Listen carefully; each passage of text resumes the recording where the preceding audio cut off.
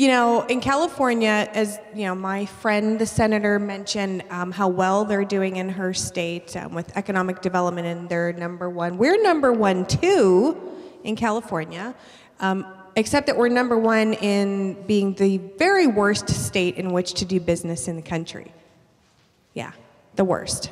It's a very litigious society that we live in. However, I have people to help me. I have Assemblywoman Allen, who's sitting right in front of me, and he is my colleague in the Assembly. I have Assemblywoman Kim, who's right here, and she's also doing her best to help me. But in California, it is not easy to be a Republican.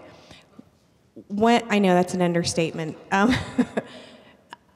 But when David asked me to talk about best practices in leadership, what we do, since we are in the minority party in California, is we have to find ways, because we're not driving the policy, right? It's our Democrat colleagues who are doing that. So what we try to do is back them into corners where they have to make a choice that in most cases we hope will be to the benefit of Californians. That's not always easy. But I'll give you a good example. We had a proposition pass in November, Prop 47, which has to do with crime and punishment, okay? And what it did was it took many crimes and took them from a felony and turned them into a misdemeanor. Now, as the vice chair of the Public Safety Committee, I see all of these bills that come through. Prop 47 was not a good thing for Californians. So we brought forward a bill that said Prop 47 changes gun theft from a felony to a misdemeanor. So if you go steal a gun, that's a slap on the hand, stop it, don't you do that again, and that's all you get. We want to change that back. My bill would change it back to being a felony. So now here's the predicament for my Democrat colleagues. They don't like guns, but they don't like putting people in prison even more. So what do I do? So that's the kind of policy decisions as Republicans that we have to put our colleagues in so that it enables us to hold people's feet to the fire and take back some seats in subsequent years in elections, and then we start to come back to a majority. That's our goal in California. It's not always the sexiest bills that come through, but when there's something you know that you can use later to benefit the state as a whole, that's what you do. And you know, it's not always so glamorous, but it's the grunt work that has to be done, right, to lay the foundation to get to where we want to go. Because I want to be like Deidre and be #1 in economic development. These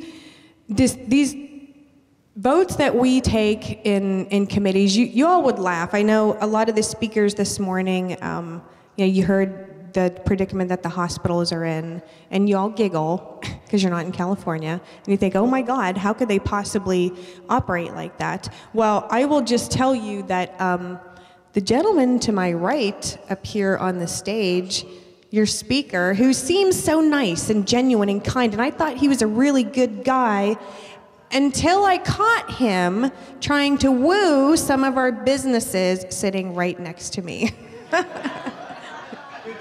Good job. Right? He's serving you well, okay? He's serving you well. I mean, that's what it's come to. It's so easy. It's like, I know, you too. You took your star off the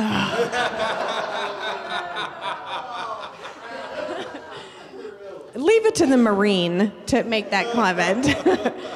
No, it's not easy. Yes, a lot of people think that perhaps my colleagues and I belong in one of the community hospitals that were mentioned here today to have our heads examined as to why we would run for office in California. But the truth is, we get a lot of things done. We stick together, right?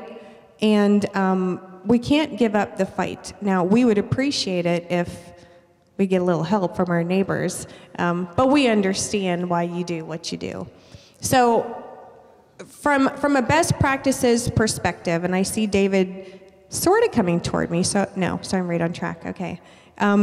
I think that if you're in a situation where you are in the minority party, or as we were in the super minority. I mean, they could have passed anything. They could have said the sky has to be purple tomorrow, and there was nothing we could have done about it.